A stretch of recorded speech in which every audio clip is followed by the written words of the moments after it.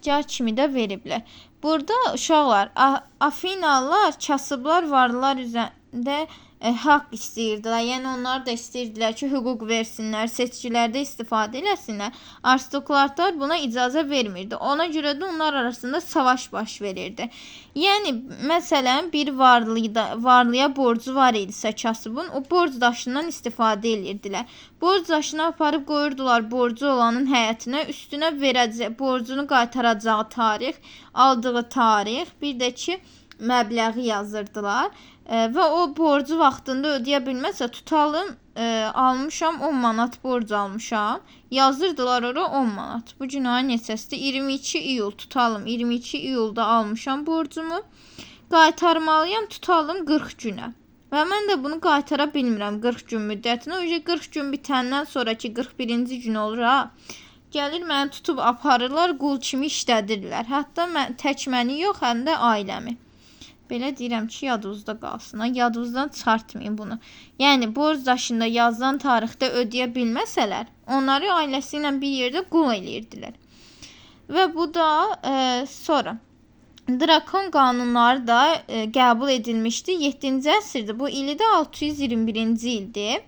Şiddətli cəzalardır. Hətta bunu deyirdilər ki, mürəkkəblə deyil, qanla yazılmışdı qanuna. Yəni, ən kiçik səhvə görə məhkum edilirdilər səhvini, yəni səhv eləyəndən sonra onu ölümə məhkum edirdilər ki, yəni sən bir dənə səhv elədinsə, deməli ki, ölməlisən. O bir söz var idi. Hətta onlar öz hakimiyyətlərini yaxşıların hakimiyyətdə deyirdilər, aristokratlar. Aha, düzdür. Düzdür Fatimə, düzdür. 594-cü ildə bu Solon deyir ki, belə olmazdı. Bu Deimosla aristokratı barışdırmalıyam ki, bunlar arasında savaş olsa heç nə də, nə sağ qalan olacaq, nə salamat qalan. Ona görə qərara gəlir 594-də islahat keçirdir. Bu islahatı tam da yaxşı demək olmaz əslində. Amma bir xeyli irəliləyiş olur. Məsələn, borcları ləğv eləyir kəndlərini. Hətta deyir ki, gələcəkdə də borca görə heç kim qul edilə bilməz. Qul satıla bilməz. Qadağan eləyir. Bir də deyir ki, əmlakından asılı olmayaraq bütün azad Afinalı kişilər, bax, bütün azad deyir, niyə? Azad kişilər deyəndə nə nəzərdə tutun? Azad olan kişilər, açıqlayıram. Yəni ki, qullar olmayacaq, qadın, uşaq, nə bilim, qocalar yox, sadəcə azad olan kişilər, yəni dövlətə vergi ödəyən kişilər nəzərdə tutulur ki, Afinada dövlət seçiciliyində istifadə edilə bilərlər. Yəni səs hüququndan istifadə edə bilərlər. Birdə nə olur burada? Xalq yığıncağının rolu arttırdı, strategilər seçilməyə başlandı. Lakin yoxsul kəndlərə torpaq verilmədi. Yəni sizə Solonda desək ki, torpaq verildi, yox, torpaq verən Solon olmayıb. Traniyanın devrilməsi. Traniya ümumiyyətlə nə idi uşaqlar? Eradan əvvəl 6-cı əsrin əvvəlində yaratmışdılar. Yəni ki, varlılar idarə eləyirdi dövləti və buna son qoyulur. Daha sonra narazılıq olur, son qoyulur. 6-cı əsrin sonunda. Xalq yığıncağı ali hakimiyyət orqanı oldu. Yəni nə? İdarə eləyən xalq yığıncağı oldu. Biz həmişə məşvərətçi orqan kimi demişik xalq yığıncağını. Burada isə deyirik ki, ali hakimiyyət orqanı oldu. Yəni dövlətdə qanun verənlər elə xalq yığıncağı idi. Sonra keçirik Sparta uşaqlar. Spartanın nə olmuşdu? Biz deyik ki, Lakonika vilayəti Donrilər tərəfindən tutulur. Messeniya ərazisini işğal edirlər. Yerli əhali, yəni ki, qullar nə adlanırdı? Hilotlar adlanırdı. Bu hilotlar harda adlanır? Spartada. Yəni Spartada qullar, hilotlar adlanırdı. Başqa nə deyək uşaqlar? İdarə etmə oliqarxiya idi. Yəni iki hökmdar idarə edirdi. Ağsaqqallar şurası və xalq yığıncağı. Spartalılar yalnız hərbi işlə məşğul ola bilərdilər. Yəni başqa işlə məşğul ola bilməzdilər. Ancaq deyirdilər ki, gedirsən, işin gücün ordudur. Dövləti və xidmət eləyirsən, başqa da heç nə istəmirsən. Başqa nədir uşaqlar? Deyirik ki, ticarətə, sənətkarlığa, kənd təsərrüfatı, fəlsəfə, ədəbiyyat, öyrənmək, xaricə getmək qadağan olunmuşdu. Yəni heç nəyə icazə verində, qısacası yaşayan ölü ilə bu Spartalıların özü idi. Ancaq deyirdilər ki, hərbi ilə məşğul olun. 7 yaşdan da başlayanda artıq uşaqları məktəbə göndərirdilər ki, gedib öyrənsinlər. Orada da hərbi dərs keçirdilər. Sonra böyük Yunan kolonizasiyası, torpaqsızlıq, əhalinin artması, demosla zadəgan arasında mübarizə nəticəsində koloniyalar qururlar. Yəni artıq ölkədə yaşamaq çətin olurdu onlara. Ona görə də özləri gedirdilər artıqdan. Hətta özlərini nə adlandırdılar? Ellinlər. Vətənlərini adlandırdılar Ellada. Ona görə nə deyirik? Atropatenaya da, Albaniyaya da Ellin mədəniyyətinə məruz qalmışdı deyirik. Və yaxud da Ellinizm. Ellinizm deyəndə artıq mədəniyyət sözünü işlətməyəcəyik. Bu Yunanlarla İranlar arasında da müharibə baş vermişdi. Və bu müharibə 5-ci əsri, yəni eradan əvvəl 500-ü və 449-cu illəri əhatə eləyir. Əhəməni imperiyası Kiçik Asiya, Kiçik Asiyada indiki Türkiyə ərazisidir. Testdə verəndə Türkiyəni taparsınız. Yunan şəhərlərini işğal etməsi ilə başlamışdı. Döyüşlər burada qəşəngcə cədvəldə yazılıb. Deməli 490-da bu eradan əvvəl uşaqlar sizi çaşdırmasın. 490-da nə baş verir? Marafon döyüşü. Qalib gələn kim olur? Yunanlar. Sağ ol. Yunanlar qalib gəlir. Birinci Dara qoşununu məğlub eləyir. Sonra kim gəlir? 480-də Fermopil döyüşü baş verir. İranlılar Yəni İranlar qalib gəlir və Orta Asiyanı tuturlar. Aha, düzdür. İranlılar qalib gəlir və Sparta padişahı Leonid və 300 Spartalı həlak olur. Leonidi birdən sizə sərkərdə kim verər? Yox, bu padişah idi. Bunun filmi də var, baxa bilərsiniz. Sonra 480-də nə baş verir? Salamin dəniz döyüşü. Salamin dəniz döyüşündə də yenə Yunanlar qalib gəlir. Müharibənin gedişində dönüş yaradır. Müharibənin gedişində dönüş yaradan Salamin dəniz döyüşüdür. 449 sonuncu döyüş isə 30 illik sülh müqaviləsidir. Adı verməyə də bilər sizə. Əhəməni dövləti nə deyir? Yunan şəhərlərinin müstəqilliyini tanıdı. Ege dənizində üzmək Əhəmənilərə qadağan edildi. Yəni nə oldu? Yenə Yunanlar qalib gəldi. Nəticə Döyüşün adı, bağışlayın sözü kəsəm, döyüşün adı Plateya deyildi. Düzdür. Plateya da verə bilər, belə də verə bilər.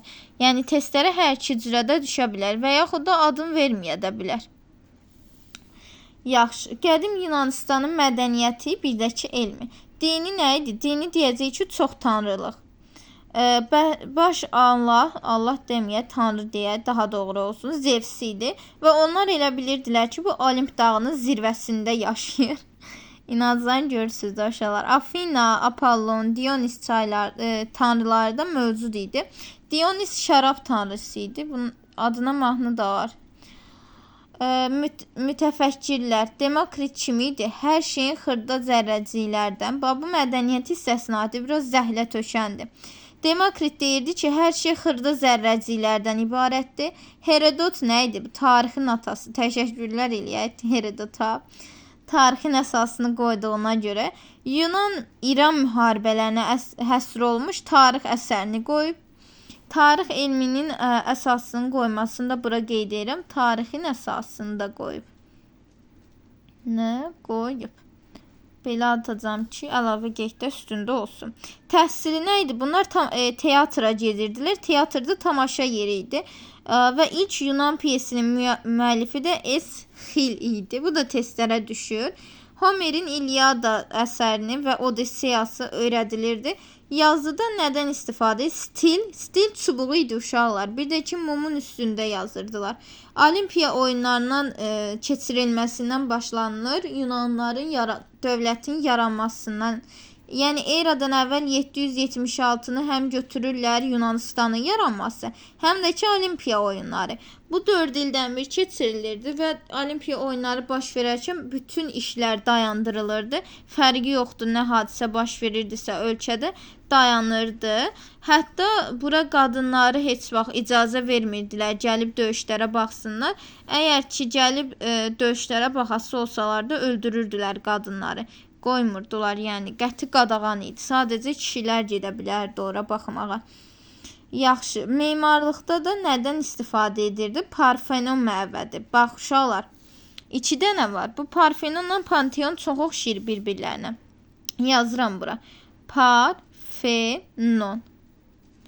Afina. Yəni Parfenonu harda deyəcək? Yunanistanda. Afina çünki Yunanistandadır. Bir də var Panteon. Panteon, bu da Roma kimi yadınızda saxlayın.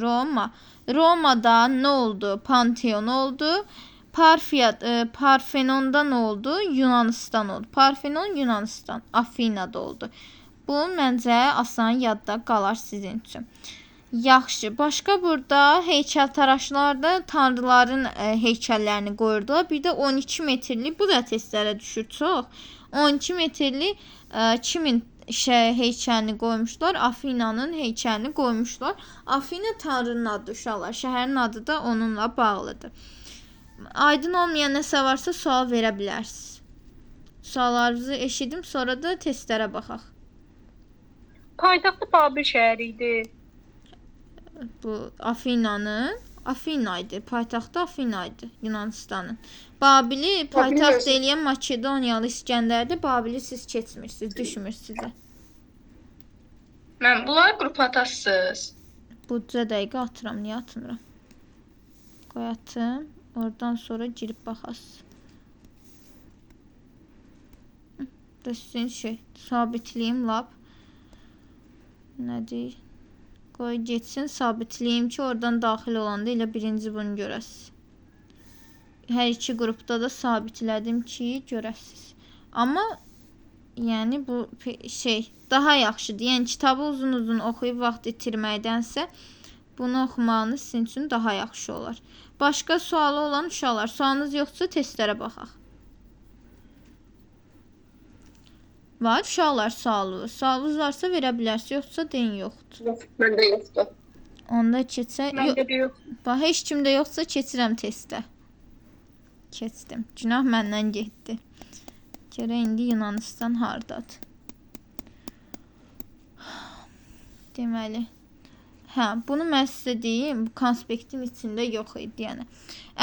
Bunu elə özüm oxuyub özüm deyəcəm. Əhəmənilərlə Yunanlar arasında gərgin müharibə 1-ci Daranın hücumu ilə başladı, bu vardı. Lakin nə o, nə də ondan sonra hakimiyyətə gələn varisi Kserks Yunanların müqavimətini qıra bilmədi. Yunanlar müxtəlif şəhər dövlətlərindən ibarət olsa da vahid düşmənə qarşı mübarizədə birləşə bildilər.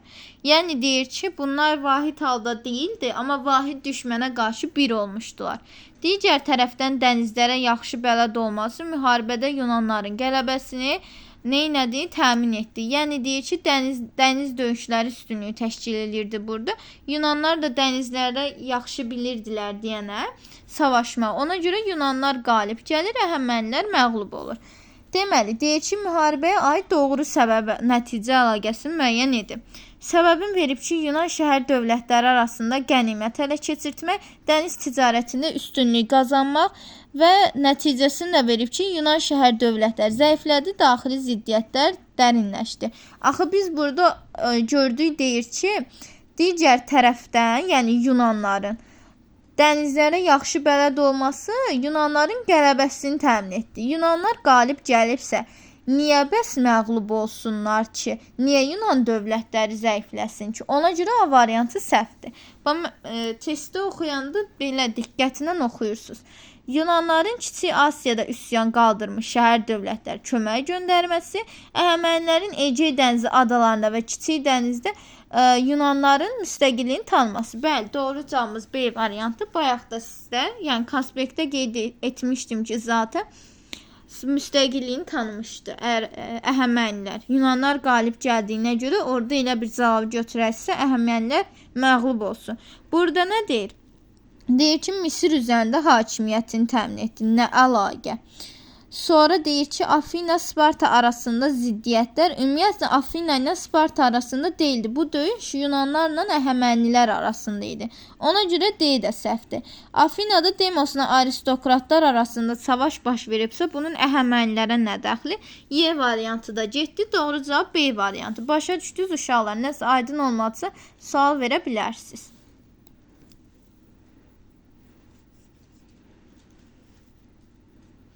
Sualı olan varsa uşaqlar buyursun. Aydın oldu testiniz hamıya. Bəli.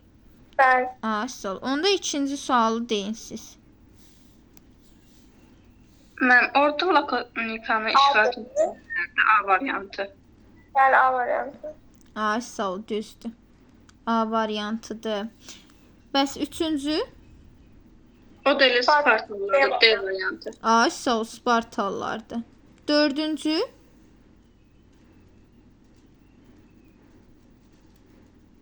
Nəticəsini deyir sizə, səbəbini demir.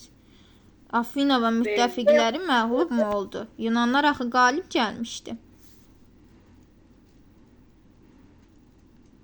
C müəlliməm.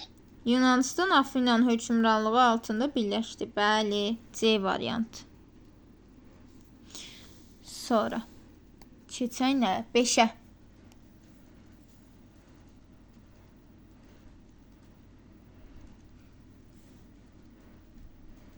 5C variantı. Nə idi? Dori tayfalar. Dori tayfaları hansı mədəniyyət son qoymuşdu? Düzdür, Mikena mədəniyyətinə son qoyan Dorilər idi. Bəs burada deyir eradan əvvəl 2-ci minillikdə. Hindistana eradan əvvəl 2-ci minillikdə gedənlər kimlər idi? Arilər, uşaqlar, Ari tayfaları. Oxşar kimi götürə bilərsiniz ki, eradan əvvəl 2-ci minillikdə yad ellər gəlmişdi. Yaxşı, 6-cı sual. C variantı. Hansı variant? Yəni Y variantı, bəli. Dori tayfalarını Mikenaya götürəsiz. Nə oldu? Bu niyə dondu yenə? Deməli, cavabımız oldu Y variantı. Yaxşı, 7-ci sual. A'dır mənim. A. Bəli, tamamilə doğrudur. Qəşəng qulaq asmışsınız, uşaqlar, aferin. 8.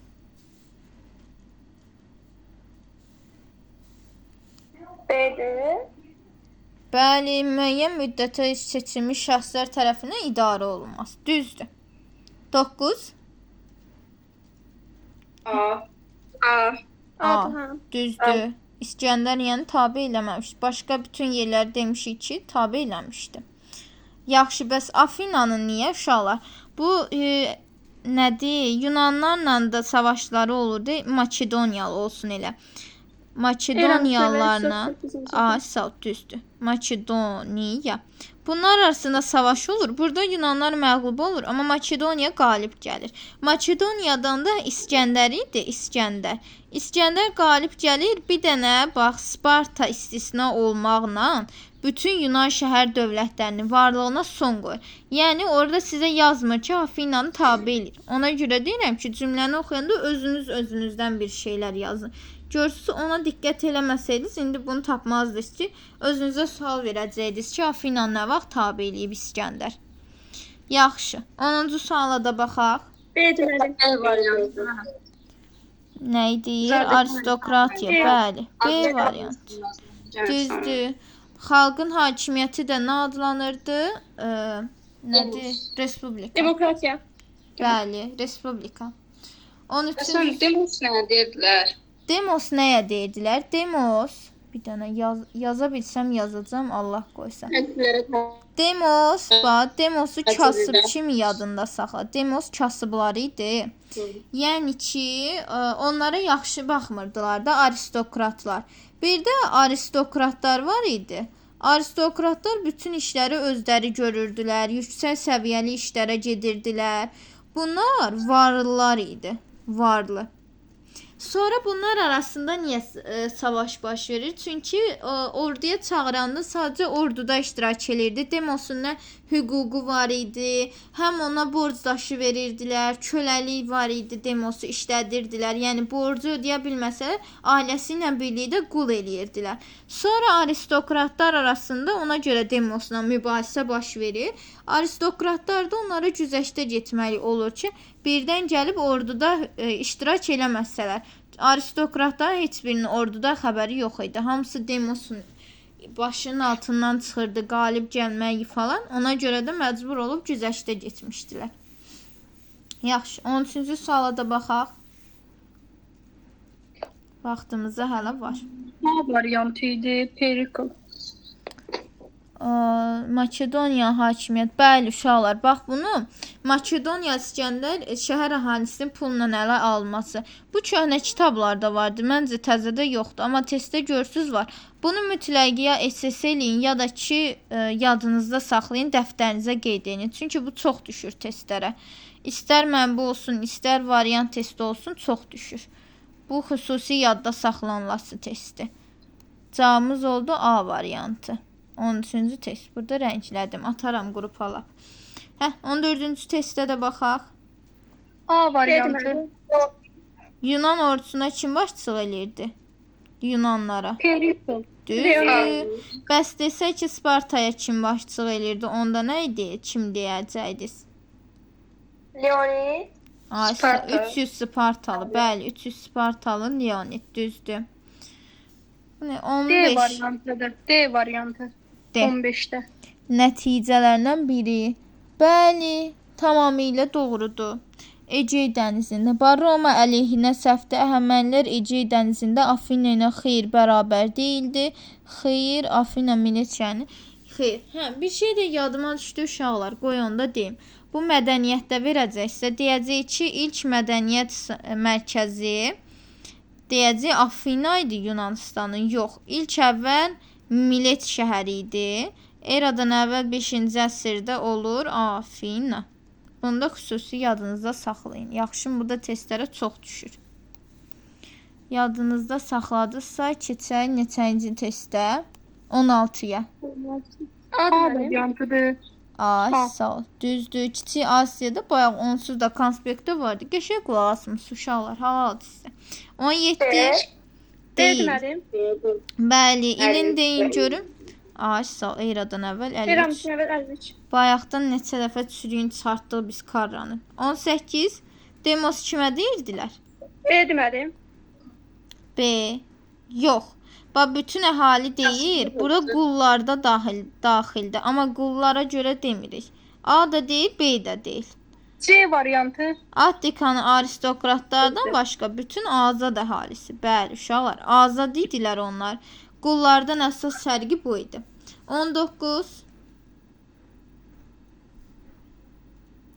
Aiddir A deyil. variantı. A variantı. Yunanların Marafon döyüşündə Əhəmənilərin ordusunun məğlub edilməsi. Bəli, Əhəmənilər məğlub edilmişdi. Bircə dəfə Əhəmənilər qalib gəlmişdi. 20-ci testə baxaq.